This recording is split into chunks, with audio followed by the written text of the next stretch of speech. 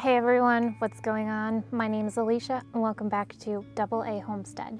We are in the back where we were last time where I did the Dollar Tree planters, and I do want to say thank you to everyone for the wonderful comments, your suggestions, they were wonderful.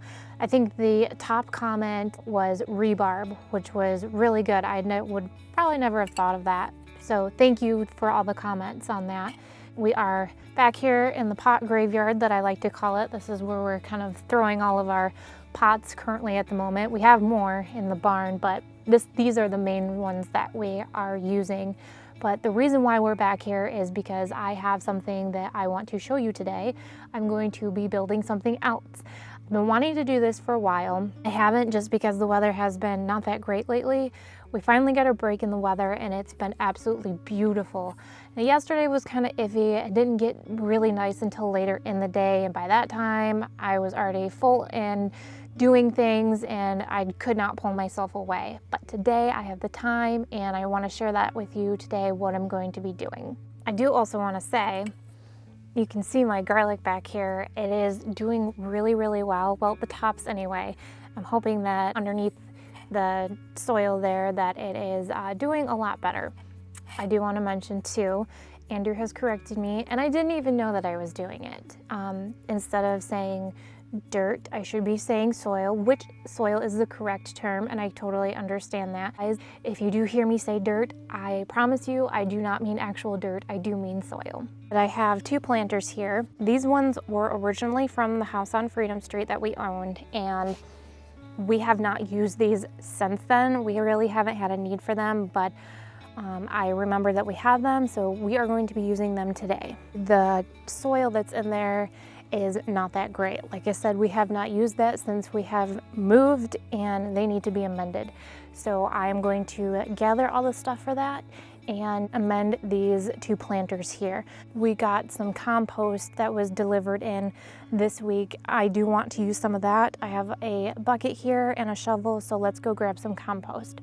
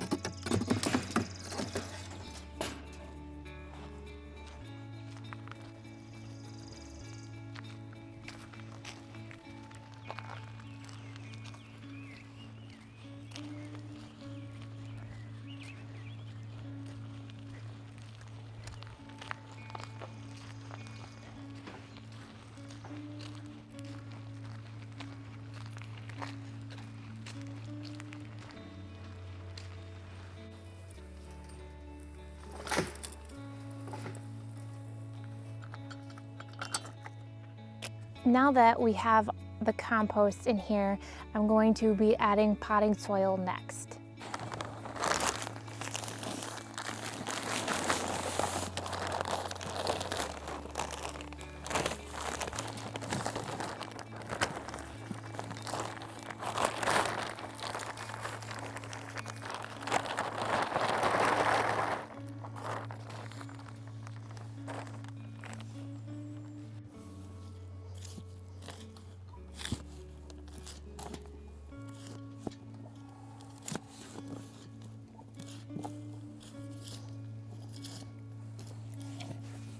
Now that I have the soil mixed up with compost and potting soil, I'm going to be adding nutrients to it, but I'm not going to be doing that just yet. What I'm going to be doing to these planters, just because they are not very sturdy and they bow out, I'm going to be zip tying these to help them keep their form. I've just got your regular zip ties here.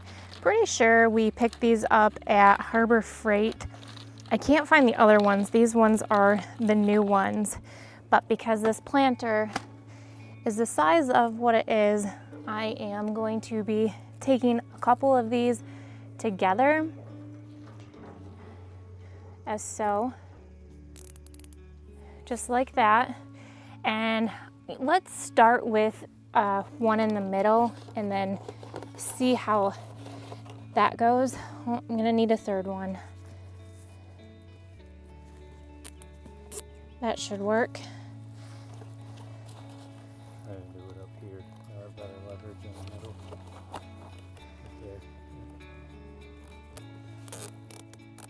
there. All right, and I can tighten that as I go too. I don't want to go too tight right now, but like I said, in the future, I can adjust that.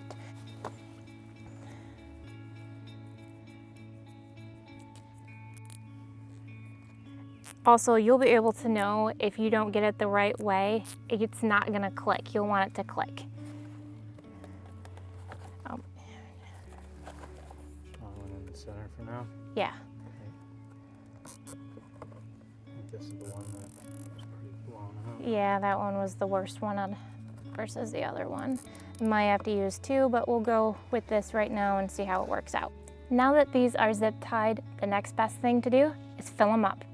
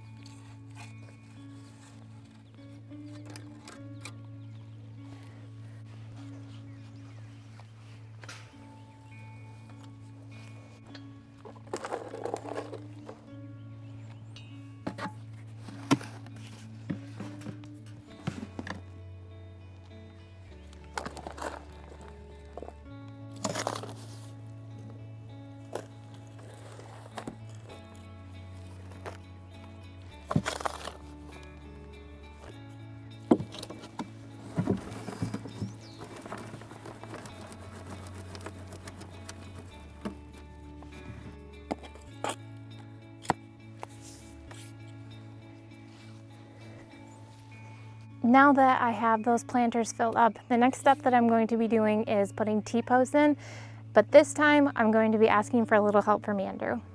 We are changing plans a little bit over here. The intention was to put the T-post in right away, but we have decided what we're going to be doing is expanding with the ground cover, which is fine with me because that's going to give us more growing space. So before we put those T-posts in, let's go ahead and expand.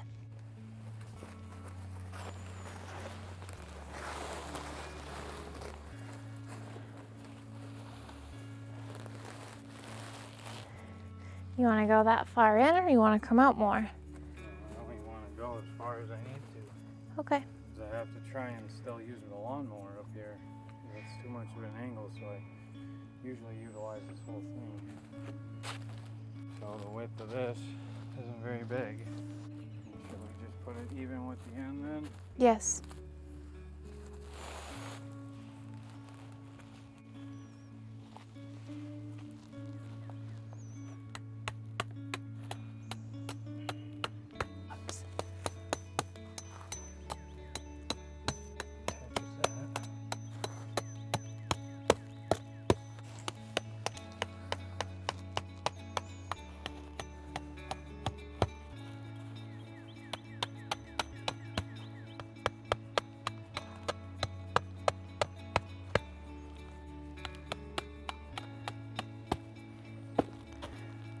Now that we have that piece of the ground cover laid for that little bit of expansion that we did, we're going to be burning spots in the ground cover for the T-post. Andrew's going to go ahead and do that. Try to. Sometimes it has a mind of its own and it works when it wants to.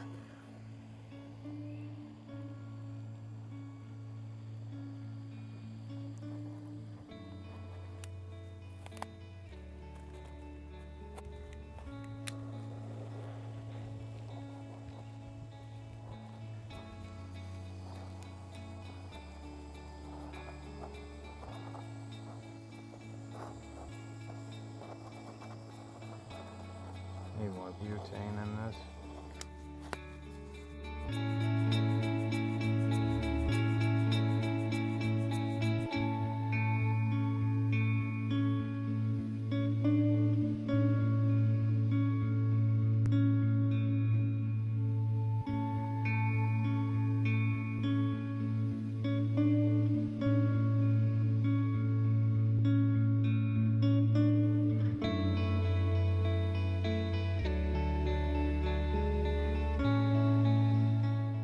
now we have those T-posts in, and if you watch the last video, you can see that this was so much easier under using that device to get these T-posts in, but sometimes you just have to let that aggression out, and that's totally okay. But now we are moving on to the next step, and that is going to be using twine. Now the twine that I have, well, it's not really twine, I'll show you. It's kind of a mess here, but what we did was when we first established our garden, we used string that we had bought at Home Depot, and then we used these stakes to mark out our lines. But I don't want to buy new string, so what I'm going to be doing is I'm going to be reusing the string that we have here, and I'm going to be going back and forth and weaving this between these two T-posts to make a trellis.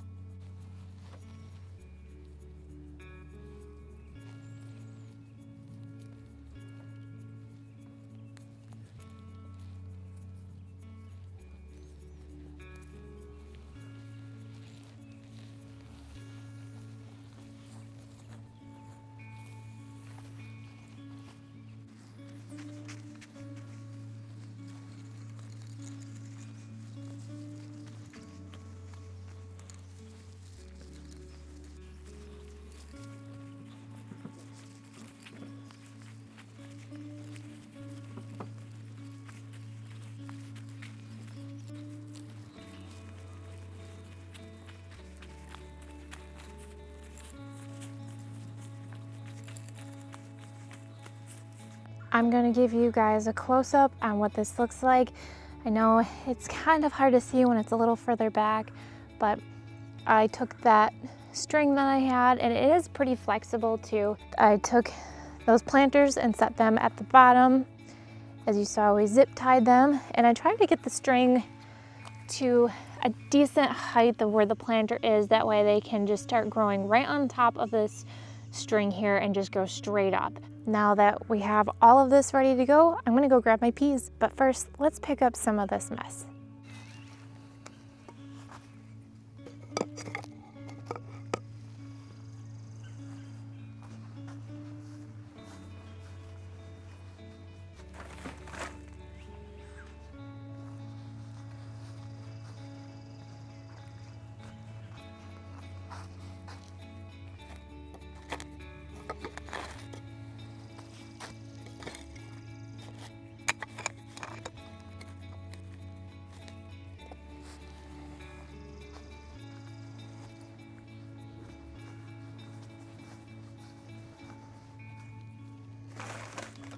Do you guys ever have it where you're just trying to do something and it just isn't going right?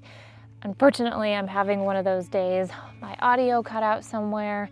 Thankfully, it wasn't too much and I was able to go right where I left off, and just other little stupid things that sometimes just really get you, but it's getting better, so that's good. But I have a few different peas that I picked up.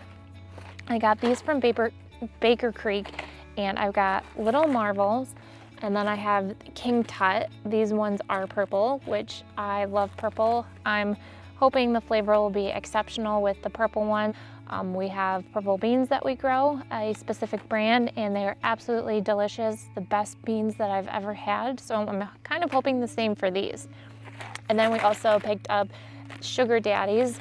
I'm assuming that these are going to be sweet, and I love putting these in soups, putting them in the freezer and saving them all winter long to put in soups.